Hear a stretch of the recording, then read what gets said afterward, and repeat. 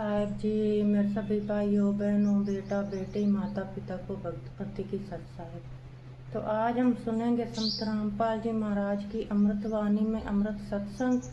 हमारे पास जब भी टाइम हो हमने गुरु परमात्मा जी के सत्संग सुनते रहना। चाहे हमने पहले कितनी बार ही सत्संग सुन लिया हो, फिर भी हमने सत्संग सुनने के लिए टाइम जरूर निकालना।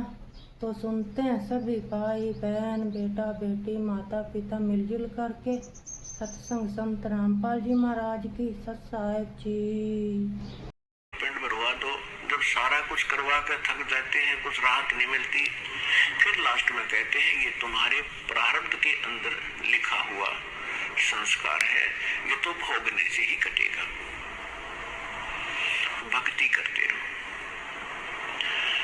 अब यहाँ आकर के परमात्मा का जो ज्ञान है ये सीधा करता है प्रत्येक पहलू को। परमात्मा ने कहा कि यदि भक्ति करने वाले भक्त को और संकटों ने घेर रखा है, आपकी क्रियाओं से राहत मिली नहीं, तो वो संकट तो उसके ऊपर ज्यों का त्यों है, वो पीड़ित है, दुखी है। तो भक्ति करेगा कैसे, उसका विश्वास कैसे बनेगा परमात्मा के ऊपर कि कोई परमात्मा शक्ति है। और जैसे किसी के पैर में कांटा लगा है और वो किसी के पास जाता है कि बड़ा जानकार व्यक्ति है, उसने ये तो बता दिया कि तेरे पैर में कांटा लगा है जिस कारण से तुझे पीड़ा है, और वो ये कहे कि कांटा तो निकलेगा नहीं, मैंने सारा प्रयत्न कर लिया। ऐसे कर जूता पहन ले और आगे कांटे नहीं लगेंगे। तो कांटा लगे पैर में, जूता पहना नहीं जा सकता, कांटा निकले और फिर उसको सलाह दी जाए कि जूता मत निकाल देना, ये पहने रखना, तो वो पूरे सफर में जूता नहीं निकाल लेगा, क्योंकि वो कष्ट का अनुभव कर चुका है जूते के अभाव से कितनी हानि होती है। तो फिर वो व्यक्ति आजीवन जूता पहनेगा उस सफर में। इसी प्रकार हम जीवन रूपी सफर में चल रहे हैं। हमारे सफर में चाहे किसी प्रकार के कांटे हैं, हमारे जीवन में चाहे किसी प्रकार के कष्ट हैं, तीन ताप के कष्ट हैं, पूर्व के संस्कार यानी प्रारब्ध के कष्ट हैं, तो वो दुख तो देंगे ही देंगे, क्योंकि पाप से दुख होता है और पुण्य से सुख होता है। तो परमात्मा ने कहा कि आप वेदों को सत्य मानते हो। स्वामी रामानंद जी ने कहा भाई सत्य मानता हूँ। तो यजुर्वेद अध्याय नंबर 8 के श्लोक नंबर 13 में 6 बार लिखा है कि परमात्मा घोर पाप का भी नाश कर देता है यदि उसकी साधना सत्य हो और पूर्ण परमात्मा की भक्ति हो। अब बुद्धिमान लोगों को समझाना आसान होता है। स्वामी रामानंद जी चारों वेदों को कंठस्थ याद किए थे। 104 वर्ष की आयु हो गई थी। 16 वर्ष की आयु से उन्होंने संन्यास ले लिया था और ब्राह्मण के घर जन्म था, तो बचपन से ही वेदों, गीता और पुराणों का अध्ययन स्वाध्याय वो किया ही करते थे।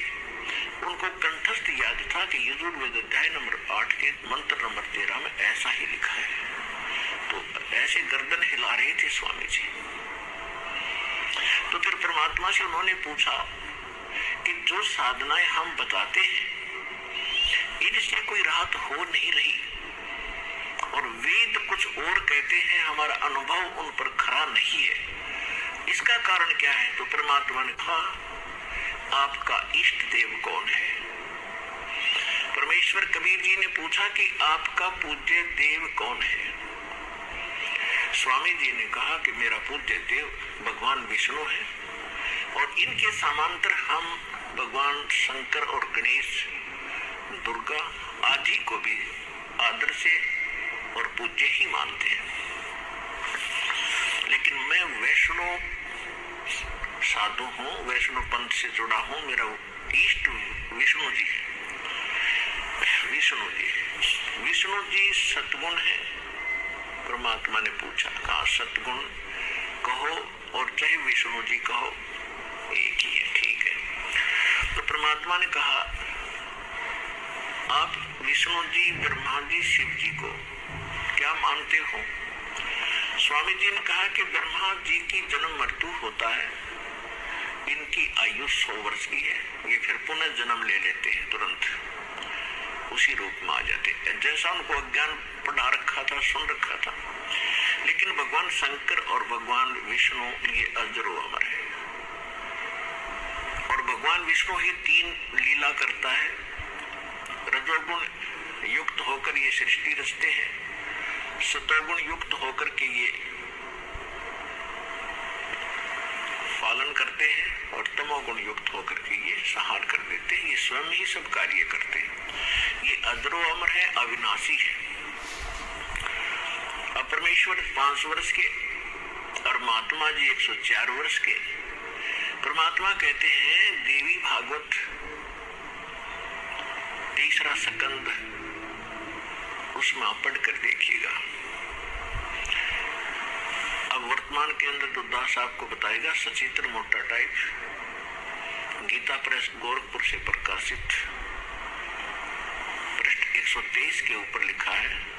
विष्णु जी कहते हैं, तुम शुद्ध स्वरूपा हो, अपनी माँ दुर्गा को तुम शुद्ध स्वरूपा हो, ये सारा संसार तुम्ही से उद्भासित हो रहा है। मैं, ब्रह्मा और शंकर आपकी कृपा से विद्यमान है। हमारा तो जन्म और मृत्यु होता है, आविर्भाव और तिरोभाव होता है। हम नित्य नहीं है, हम अविनाशी नहीं है, आप ही नित्य हो, प्रकृति देवी हो।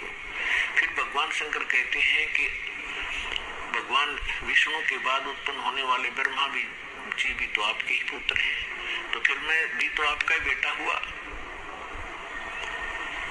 आगे काफी प्रकरण इसके अंदर है। तो परमात्मा ने कहा कि आप कहते हो इनके जन्म मृत्यु नहीं है, और इनके देखो ये खुद कहते हैं हम तो जन्मते और मरते, हमारी माता दुर्गा है। और पिता कौन है इनका? वो तो बता ही चुके थे कि इनका कोई माता नहीं, कोई पिता नहीं। तो परमात्मा ने कहा, मोती मुक्ता दर्शत नाही, ये जग है सब अंदरे, दिखत के तो नैन जिसम इनका फेरा मोतिया बंदरे। ये दिखे थे बड़े विद्वान, संस्कृत को याद कर रखा कंठस्थ, सारा 2-2 घंटे संस्कृत में भाषण देते रहते, और कह का पता नहीं तुम्हें अपने सदग्रंथों के बारे में। इसके लिए बताया कि जिसको मोतिया बिंद हो जाता आंखों में, उनकी आंखें बड़ी स्वस्थ दिखाई देती हैं, लेकिन उनको दिखता कुछ नहीं, वो नपट अंधे होते हैं। इसी प्रकार इन ऋषि महर्षियों और इन आचार्यों, गुरुओं, पंडितों के बारे में कबीर साहब कहा करते थे कि मोती मुक्ता दर्शत नाही, ये जग है सब अंदरे, दिखत के तो नैन जिसम इनके फेरा मोतिया बंदरे। संस्कृत भाषा को बोलते हैं तो ऐसा लगता है जैसे बड़े विद्वान होंगे, और जब इनके अंदर की तलाशी ली जाती है, इनसे प्रश्न किया जाता है, ये चौड़े में फेल हो जाते हैं। ये निपट अंधे, आंखों वाले अंधे।